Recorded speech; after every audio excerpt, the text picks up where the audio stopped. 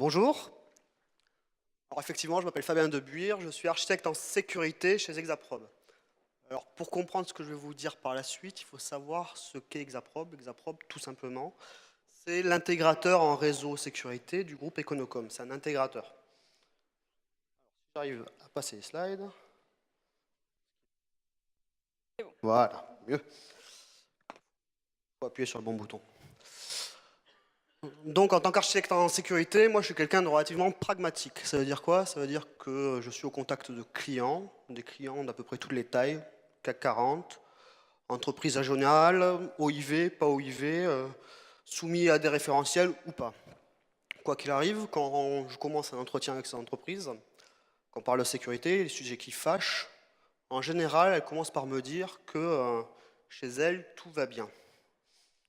Alors ça, c'est ce qu'ils pensent. Assez mécaniquement, moi je parle des menaces qui sont assez à la mode, hein, tout ce qui va être ransomware, doxware. Donc ces petits outils qui sont un petit peu visibles chez nos clients, mais qui aujourd'hui font qu'on ne peut plus ignorer la menace, parce qu'on vient perturber les systèmes d'information et surtout le côté bureautique. Et les clients ne peuvent plus nous dire qu'ils ne sont pas assujettis. Au-delà de ça, la sécurité, c'est aussi des chiffres et des études. Alors je cite souvent deux chiffres de Verizon. Le premier, c'est celui-ci, 99,9%. C'est quoi? C'est le vecteur d'attaque, le principal, c'est vulnérabilité. Et dans 99,9% des attaques, elles sont connues, identifiées et documentées depuis plus d'1 an. Beaucoup de mes clients, quand je leur dis ça, disent c'est bien, mais mes vulnérabilités, je les connais, je les ai identifiées, je les cartographie même parfois. Maintenant, c'est sur des applications métiers et je ne peux pas mettre en péril ma productivité au nom d'éventuels risques de sécurité. Bon, qui suis-je, moi, en tant qu'intégrateur, pour venir contrer ce débat? Puis en plus, on parle d'applications spécialisées qui, me dit-on, n'intéressent pas les pirates. Là, je sors de mon chapeau avec une certaine répartie dont je suis assez fier. Le deuxième chiffre, qui est de dire que dans 70 à 90% des cas, selon le secteur étudié, les menaces sont extrêmement ciblées. Donc l'argument de dire j'utilise des applications métiers parfois développées en interne est en réalité plus un contre-argument qu'autre chose. Là, j'arrête les chiffres. Je vous l'ai dit, je suis quelqu'un de très pragmatique. Et on passe plutôt à la partie démonstration technique en général. Alors démonstration technique, que ce soit sur un POC, sur une mise en œuvre d'une solution, qu'elle soit plutôt périmétrique ou au niveau endpoint, le résultat est souvent le même. C'est que chez la plupart de mes clients, on a le même étonnement, Fichtre, ces études, que ce soit Verizon ou les autres, elles ont beau être commanditées par des industriels, il y a un fond de réalité. Une fois qu'on a dit ça, comment on aide les sociétés? Et où je vais vous amener? La sécurité aujourd'hui, c'est le marché le plus un des marchés les plus dynamiques en IT. Ça veut dire quoi? Ça veut dire que quand un client veut contrer ou diminuer du moins un risque sur son système d'information, il se heurte à un marché de la sécurité qui est pléthorique et il ne s'y retrouve pas. Vous ajoutez à ça en général un historique mal maîtrisé sur la plupart des structures, ça fait que l'un dans l'autre, un RSSI ou un responsable opérationnel de la sécurité va avoir deux alternatives, soit se conforter et aller plus loin dans la complexité. Alors la complexité, ça veut dire quoi? Ça veut dire des coûts souvent qui explosent, une expertise interne qui doit aussi être fortement augmentée, ou alors aller voir un certain nombre de solutions qui, elles, vont proposer de la simplicité parce qu'elles vont balayer plus large les risques. La simplicité veut souvent dire aussi une diminution des coûts. Et ça veut aussi souvent dire une certaine diminution des compétences. Alors sur le papier, parce qu'effectivement un risque périmétrique doit continuer à être adressé comme tel et un risque endpoint doit considérer être comme tel. La difficulté de tout ça, c'est que moi en tant qu'architecte, en tant que consultant, parfois en tant qu'avant-vente, un gros mot, on me demande quelle est la solution. Aujourd'hui, la solution idéale n'existe pas. La solution idéale, ça serait une solution qui soit la plus efficace possible en fonction du, comment dire, en fonction de chaque client. Ça n'existe pas.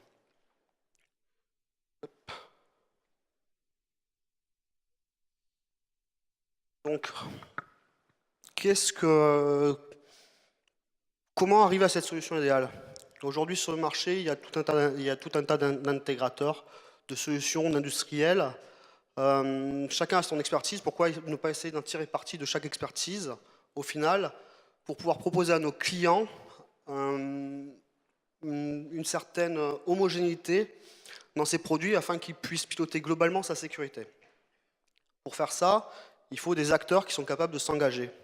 Parce que si un acteur demain vient vous dire « je vous propose de choisir pour vous vos outils de sécurité » ou de me reposer totalement sur votre historique, mais que si derrière il ne s'engage pas en termes de SLA pragmatique, encore une fois, ce que j'appelle une SLA pragmatique, c'est un taux de détection des menaces, pourquoi pas, ou une durée de remédiation sur un incident de sécurité. On a besoin réellement de cet engagement d'une structure. Donc nous avons la conviction, chez Exaprobe, qu'effectivement, au vu de ce qu'on peut observer, nos clients, et même nos prospects, ont besoin d'être parfois pilotés pour maîtriser une certaine surenchère technologique au regard des risques qu'ils veulent adresser.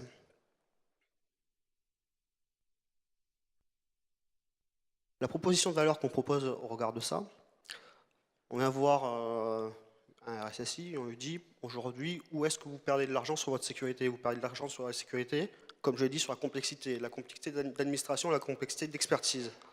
Complexité d'expertise, vous l'avez parce qu'aujourd'hui vous administrez votre sécurité. Et si demain vous n'avez plus à l'administrer, mais vous avez plutôt à piloter votre sécurité, que se passerait-il? Est-ce qu'on aurait toujours ce levier financier qui bloquerait on va dire, certaines problématiques de protection au regard des risques? Ça, c'est le premier point.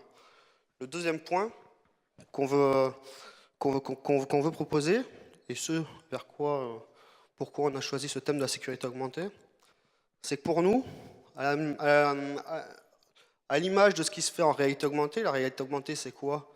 C'est rajouter, on va dire, une couche technologique au regard pour avoir une meilleure vision, une vision plus éclairée de ce qu'on peut percevoir. La sécurité augmentée, chez nous, en tant qu'intégrateur, ce qu'on pense, c'est de remettre au centre des offres vraiment le service qu'on est capable de proposer. Alors le service, ça peut être sur plusieurs piliers. Ça peut être du service lors de l'intégration, effectivement, ça je le vis tous les jours, mais ça doit être surtout le service sur tout ce qui va être exploitation de cette sécurité. Et c'est là où on arrive avec notre plateforme Stark, qui passe relativement mal à l'écran. Donc cette offre de service, l'objectif, quel est-il? L'objectif, c'est de devenir en réalité un opérateur de sécurité au sens large. On peut devenir opérateur de sécurité si on se repose, pensons-nous, sur 3 piliers. Quels sont ces 3 piliers? Tout d'abord, disposer d'analystes pluridisciplinaires en sécurité. Ça veut dire quoi? Ça veut dire des analystes qui sont capables d'anticiper et de traiter des incidents de sécurité de bout en bout. De bout en bout, sans être silotés à une expertise particulière, qu'elle soit endpoint, applicative, périmétrique, etc., etc. Vraiment une expertise réellement pluridisciplinaire. Deuxième point qu'il ne faut pas négliger, et ça on le vit, c'est d'avoir une expertise technique sur les solutions. Parce qu'effectivement, on peut savoir traiter un incident de sécurité, si derrière on n'a pas le geste technique, on pense que ce n'est pas viable dans le temps. Et enfin, le dernier point, disposer d'outils qualifiés. Comme j'ai dit, un des freins à cette sécurité idéale, ça va être le coût. Si demain on vient avec une plateforme qui vous permet d'avoir des outils qui ont été au préalable qualifiés et dans une certaine mesure calibrés, afin d'en diminuer les coûts, on peut alors prétendre à répondre à certains freins de la cybersécurité chez nos clients.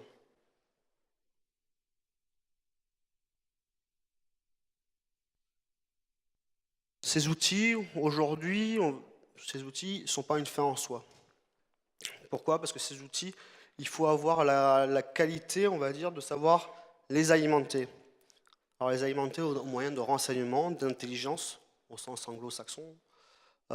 Sauf que cette intelligence, il faut la collecter. Alors la collecter, on a des moyens, on utilise nous des moyens qui soient des moyens éditeurs de tous bords, qui soient des moyens institutionnels ou qui soient des moyens internes. Pourquoi? Parce qu'un risque sur une application métier, je ne vais pas savoir identifier en m'abonnant à la trait d'intelligence de tel ou tel acteur du marché. C'est cette intelligence qu'on collecte, cette intelligence qu'il faut analyser, qu'il faut injecter ensuite dans les outils de sécurité de nos clients, il faut savoir l'adapter au contexte. Pourquoi? Parce que la threat intelligence en général va fournir des tendances globales sur le marché, mais nos clients, français pour la plupart, vont avoir besoin d'avoir à un instant T, on va dire, l'information qu'ils sont ciblés par telle ou telle attaque, comme on a pu le voir l'été dernier notamment. Donc ces threats d'intelligence, il faut savoir à un instant T les utiliser à bon escient pour en faire disposer nos clients le plus efficacement possible.